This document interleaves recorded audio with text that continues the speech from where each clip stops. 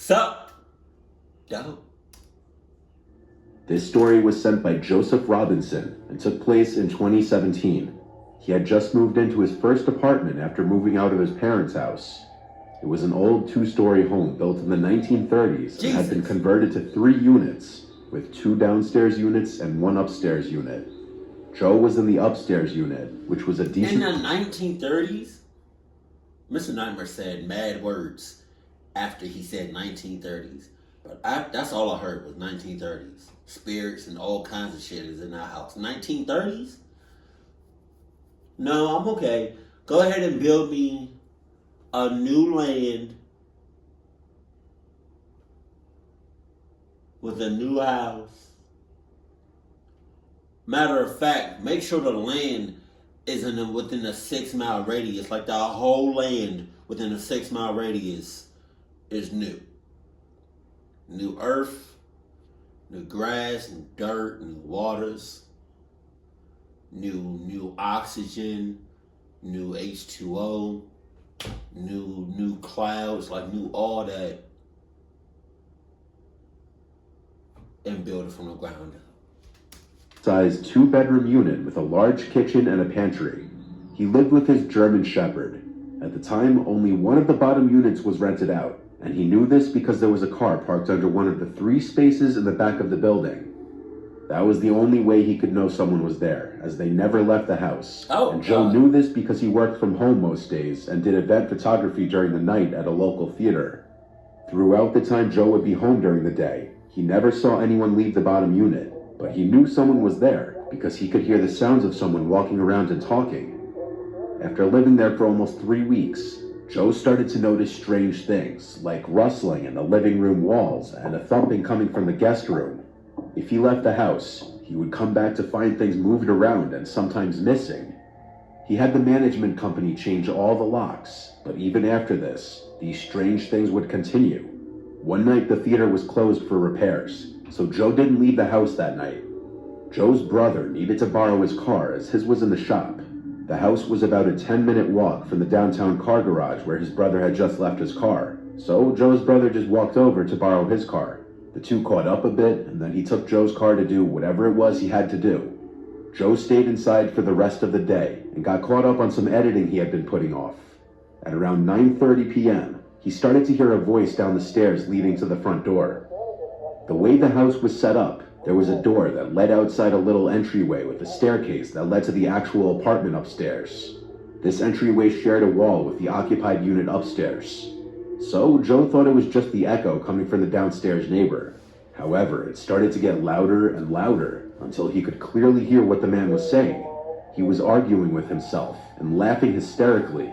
He kept telling himself it was time, only to follow up with a loud and aggressive no.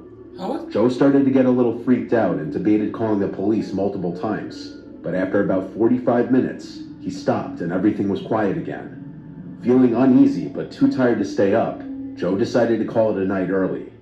On this night, Joe's dog was with him. She usually would stay at his parents' house when he wasn't home or when he'd leave at night for his photography work. But since he was off that night, she stayed with Joe the whole day. The two got into bed and went to sleep around 11 p.m., and it wasn't until around 4 a.m. that he woke up to the sound of his dog growling. Not a soft growl like when a dog sees a cat. Joe described it as a deep, rough, I'm gonna tear you apart kind of growl. He jumped up and went looking for her, and she was in the kitchen facing the pantry. As Joe rounded the corner, he heard the sound of a door slam in the pantry. However, once he got to the pantry, the door was still open. Joe's dog continued to growl and walked into the pantry and started pushing on the back shelf. Joe went in after her and turned on the light, and he noticed a very small gap between the back shelf and the wall of the pantry, and so he pushed on it, and this revealed a secret room behind the pantry. Joe's dog tried to run inside, but he caught her before she could go too far. There was a small hallway with a drop down at the end of it. Joe didn't go inside though. He called the police immediately. They came and he explained the situation. They went downstairs and got Joe's neighbor to open his door. What they found was disturbing. They found a large hunting knife and a panel missing from a wall in his closet that led to the room in Joe's pantry. The building owner said it was what was left after the renovation that turned the home into 3 units. Jesus. Joe moved out that week. That day I'm moving out. What is you talking about? Shortly upon moving into their new home, a Utah couple found something that wasn't included on the listing for their home. That might sound exciting, but what they found, to them, was anything but exciting. The couple stumbled across a hidden room in their house, and it looked exactly like a torture dungeon. God dang. The couple found the entryway to this hidden den behind a pretty average-looking bookcase in a room that appears to be just an ordinary lounge. The wife/mother said that the bookcase positioned against the wall looked off, so she decided to try and move it elsewhere. And this was when she soon realized that the bookcase was actually secured on and was disguising a secret door that the couple had no idea existed. The room wasn't included on the listing, nor mentioned by the realtor or the previous owners of the home. The woman shared pictures on Reddit showing the stages of her opening the bookcase before revealing the creepy room lurking behind the wall. The image taken relies strictly on the flash from the phone's camera, but it shows the concrete room that contains one random fold-out chair sitting in the middle of the room. Various other objects can be seen around the space that led Reddit users at the time this was posted to speculate that the room could... What? What's the title of this? When people find... been used as... Like...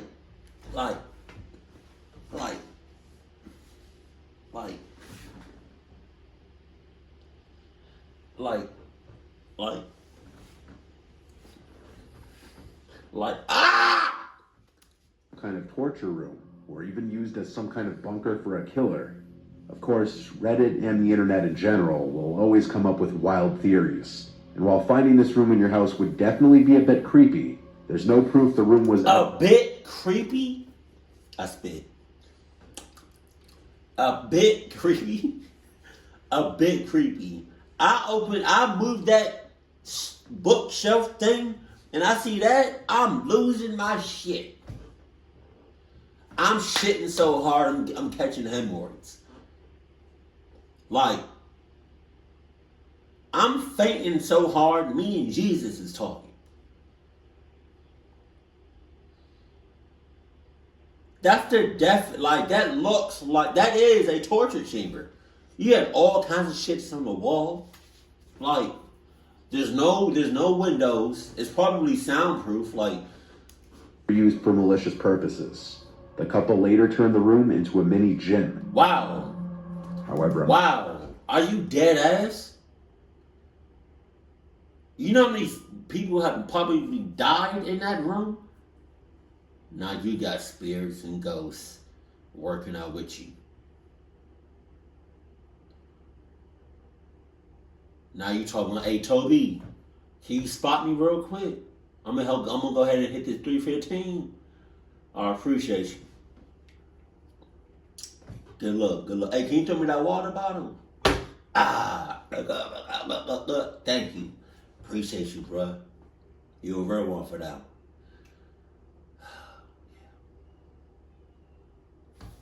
You running on the treadmill. Toby, right? Come on.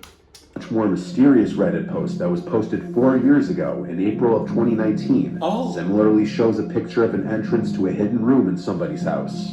The only difference here is the Redditor who posted this never made a follow-up post or uploaded any pictures of what was beyond the door. The Redditor who shared this found this creepy-looking door hidden in his basement, and what made it extra weird was that there was a big metal shelf purposefully blockading the door, as if to deter anybody from entering. The Redditor claimed it was done so by the previous owner. The post contained no additional info, but what makes this whole thing stranger was that this was the last post to ever be made from this Reddit account. God damn. This was a pretty active Reddit account before this post. Because of this sudden disappearance after this already mysterious Reddit post, some people speculated that the person did in fact enter the room and found something in there. Something that may have led to his disappearance or death. People have tried to find out more details about the Redditor to find out where he lived and find any possible news articles relating to disappearances. But there has been no luck. For now, whatever happened here remains unknown. Hey, Ted.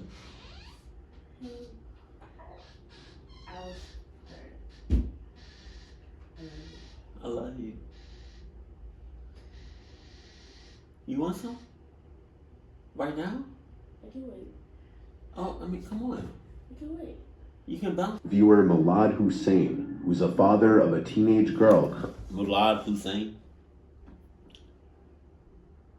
What are the chances?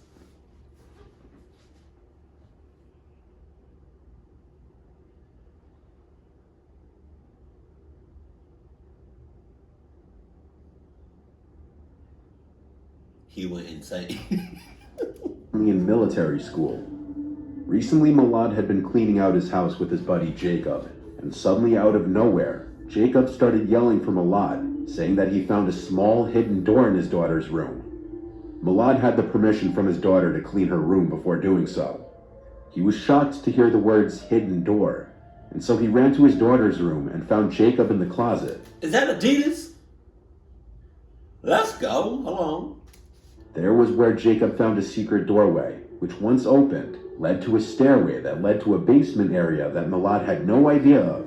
His landlord never told him about it.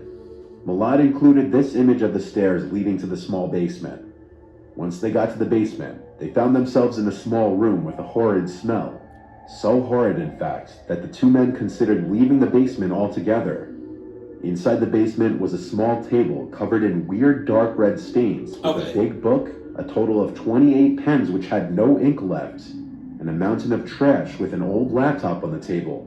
The two men wondered if someone used to live down there a long time ago simply based off how old the laptop was. Milad then decided to look inside the book, and he was heavily disgusted by its contents. There were writings of somebody's plans to brutally slaughter the bullies from school, and he recognized the handwriting to be that of his daughter. One short passage in the book read, "Goodbye, world, goodbye. There's nothing in this world. I'm useless. I have a Glock in my hand while writing this. I will pull the trigger anytime soon. I'm slowly destroying myself. Help me." On another page of the little diary, there was a note that said, "I will rip Blank into shreds and drown her in her own blood. I have no remorse for what I'm doing. I am aware that I'm going to murder someone who caused me pain and shame for the past 9 years. You will regret it. Say hello to my new weapons." The third image from the diary he attached was a diagram of her school and her plan on targeting it and her bullies with her friend who was experiencing the same issues as her. Unfortunately, all the images were pretty blurry. I'd say it's safe to assume Milad confronted his daughter after finding these notes, but I was never able to get confirmation from him as he never replied to any of my emails, unfortunately. This last story comes from a viewer named Sal from Hope Mills, North Carolina. Hope! In the summer of 2022, he and his friend Connor moved into an upstairs apartment in a two-family home in town. Connor! They didn't sign a lease or anything. It was a listing they found on Facebook Marketplace that offered month-to-month rental. I don't know what's no, Craigslist is worse. But Facebook Marketplace is it's up there along with eBay. Anytime you meeting somebody to get something, it's always bad. Sal contacted the landlord Tom, who did not live in the house. There was a tenant already living in the downstairs apartment who drove a red pickup truck that was almost always in the driveway. The upstairs apartment was decent, nothing too modern or fancy, but they saw it as a nice temporary place to escape from their parents' houses. The apartment had 2 bedrooms, ample closet space, a living room, 1 bathroom, and a small kitchen. The 2 bedrooms were on opposite sides of the floor, with a long hallway connecting them, and the living room in the middle of the hallway. All of the rooms and the hallway were carpeted. There was a big closet in the hallway that would otherwise be used as a jacket closet, but given that they were only going to be there for the summer, they were going to use this as a small storage closet. Right from the get-go, Sal would feel like he'd be hearing noises coming from above the apartment, usually cracks in the wood that he would keep dismissing for normal house noises. But on one of the first nights in the apartment, right above Sal in his bed, he heard what he was almost positive were footsteps. The cracks in the floor were moving. Tell me why. What's his name? Adam? Toby? One of y'all. This motherfucker scared the hell out of me. Because for some reason, as I'm watching this, there's a mirror behind the camera so I can see my reflection to make sure I'm looking good in the camera because I'm using a rear camera on my iPhone. So I can see Toby in the back. But it's like I think I moved. I don't know what happened, but either I moved slightly, or my mind was playing tricks on me. But like the head of that thing, pause. It looked like it moved a little bit. Relax. Relax. And they were at a steady pace. Sal went over to Connor's room and knocked on the door to ask him if he was hearing the sounds too. But by this point, the cracks stopped. Sal freaked out Connor with this because they were already on the upper level. Anything above them would be the attic, but they were not told of any attic by the landlord. The next day, Sal texted Tom asking if there were an attic, and Tom replied no there wasn't, and that any sounds that would come from above would just be the pipes. So once again, Sal would dismiss the sounds he heard for house noises. Wow. The sounds would continue for a few nights. Then one day, after getting home from work, Sal was home alone. Even the downstairs tenant was out. So even in the seemingly empty house, there were clear as day footstep type sounds coming from above Sal's head. He decided to look around the place for a potential attic door. There were no attic doors in either of the bedrooms or living room. He checked the big closet in the hall, and he noticed something peculiar. There was a hanging plastic garbage bag blocking something. He moved it aside to realize there was a white door, and beyond the door was a stairway leading up to another door. Sal quietly went up the stairs and opened the rickety-looking wooden door at the top. Why? What was beyond the door was the last thing he ever expected. There was a cramped, unkempt-looking apartment up there. He caught just a glimpse of a small, dirty kitchen, a living room with a small, old sofa, and an open doorway that led into what he presumed to be a bedroom. Sal stated that it smelled like human waste up there, and the unbearable stench was about to chase him out of there anyway, before he heard cracks in the floor come from inside that small bedroom-looking room. Sal quickly left the floor back down the stairs he came up. He locked himself in his room and called 911.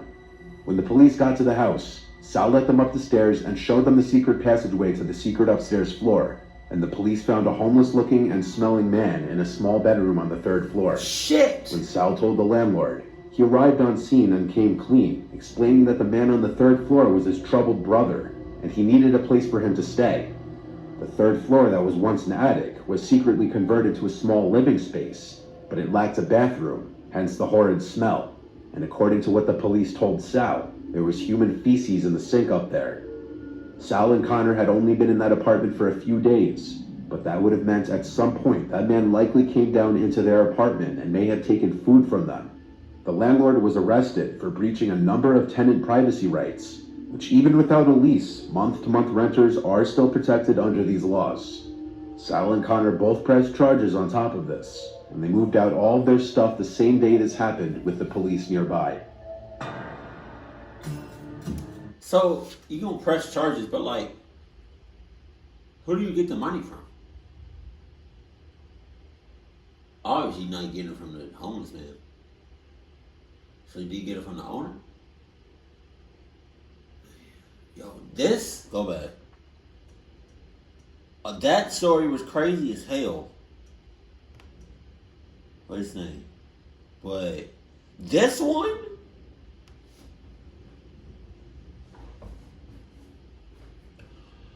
All kinds of spirits are in that little ass room. And probably all over the house. And y'all gonna turn it into a gym. Working out with the demons. Working out with the spirits. God damn. And I feel like, no pun intended, what's his name for the last one? Something Hussein? Oh no, was it? It was this one. Yeah, he pretty much run the same. See, this is why you gotta check everything. Whether you get a new house, like from somebody else, or you're renting out a house, or you got a, Airbnb. You gotta check shit. Unless you're building the house from the ground up. And you watching them build the house from the ground up. Because if you're not watching them build the house from the ground up, you just like away or some shit. And you just come after the house is made. You're not gonna know everything they did to the house. Jesus. But this story, this shit was crazy. Hell no. Keep it cool. Keep it classy. And I love it. So yeah, my family.